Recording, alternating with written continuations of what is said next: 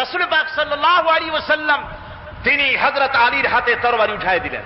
জুলফিকার বললেন, আলী তুমি যাও আজকের ময়দানে সেনাপতির দায়িত্ব পালন করো। হযরত আলী তরবারি হাতে নিলেন। ইসলাম আক্রমণকারী যে না সে কথা বলতে আমি এই কথা নিয়ে আসছি।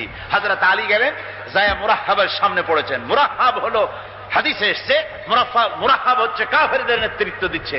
মুরাহহাব বলছে, আলী তোমাকে আমি কিন্তু ভালোবাসি, তুমি আসলে কেন? তোমার প্রতি আমার একটা সফট কর্নার আছে আমার অন্তঃকরণে। তুমি তোমার ছেলে মেয়েকে কি এতিম বানাতে চাও? তোমার বউকে কি বিধবা করতে চাও? আমি তো সেই বীর যে আমার সামনে এসে কেউ কল্লা সাথে নিয়ে যেতে পারে নাই। সুতরাং তুমি যদি ওদেরকে এতিম আর বিধবা করতে না চাও আমার সামনে থেকে সরে যাও। হযরত আলী বলেন, মুরাহহাব তুমি কাকে ভয় দেখাতেছ? তোমার তরবারি এই সমাজের কিছু কাফেরেরা ভয় করতে পারে, তুমি কি আমারে চেনো নাকি? তুমি কারে ভয় দেখাও? তাম পৃথিবীর সমস্ত কাফেরদের উপরে আল্লাহ রাব্বুল আলামিন আমাকে বাঘ বানায় পাঠিয়েছেন। তরবারি দিয়ে প্রমাণ হবে। মুরাহহাব বলে, তুমি আঘাত করো। কয় না, আক্রমণ তো করব না আমি, আগে তুমি করো, আমি প্রতিহত করব। আক্রান্ত হলে পরে তারপরে জবাব দেব। এরপরে মুরাহহাব আঘাত হানতে লাগলো। হযরত আলী সমস্ত রণকৌশল দিয়ে আঘাতগুলি তিনি ফিরিয়ে দিতে লাগলেন। এরপরে হযরতে আলী বলছেন, মুরাহহাব এবার তৈরি হও আমার আঘাত সহ্য করার জন্য। হযরত আলী জুলফিকার তুলে আঘাত করলেন। এক আঘাতেই দেখা গেল মুরাহহাবের মাথা থেকে শুরু করে শরীর টুকরা হয়ে গিয়া হযরত আলীর তরবারির মুঠা পর্যন্ত মাটির ভিতরে গেড়ে গিয়েছে।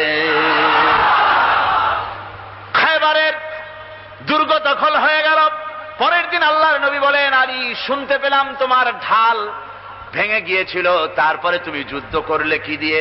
হযরত আলী বলেন, হুজুর কামুজ দুর্গের ওই কবাটটা, লোহার কবাটটা বাম হাতে নিয়া আর ডান হাতে তরবারি নিয়ে লড়াই করেছি। হুজুর বলেন, কি করে মানুষ কেমনে এত বড় দুর্গের লোহার কপাট হাতে নিয়ে যুদ্ধ করে? একটু দেখাও তো দেখি। হযরত আলী গতকালকের মতো বাম হাত দিয়া ধরেছেন, নাড়াতে পারেন না। এবার ডান হাত দিয়া ধরেছেন, নাড়াতে পারেন না। ডান আর বাম দুই হাত দিয়া সমস্ত শক্তি দিয়ে এমন জোরে টান মেরেছেন, প্রতিটি লোমকূপের গোড়া থেকে ঘাম বেরিয়ে এসেছে, এক চুলও নড়াতে পারেন নাই। হযরত আলীর মুখখানা মলিন হয়ে গেছে লজ্জায়। হযরত আলী রাদিয়াল্লাহু তাআলা আনহু লজ্জা পেয়ে গেছেন। রাসূল পাক সাল্লাল্লাহু আলাইহি ওয়াসাল্লাম বলেন, আলী লজ্জা পাওয়ার কোনো কারণ নাই, চিন্তা করার কোনো কারণ নাই।